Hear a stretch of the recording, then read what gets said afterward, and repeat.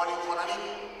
Vamos a trabajar con créditos, desde luego comprando tierra y haciendo muchos trabajos, y vamos a ayudar a que la gente que no tenga lote para vivienda pueda comprar su lote. Quien ya tenga tierra, quien ya tenga lote y quiera construir, le vamos a dar o dinero prestado, desde luego, pero sin intereses, o paquetes de materiales. Quienes ya tengan vivienda van a poder mejorar su vivienda.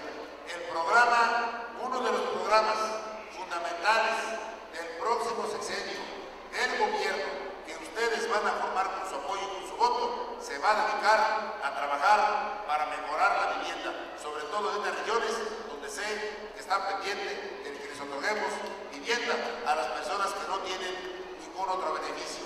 Si a algo nos vamos a dedicar es a trabajar para que su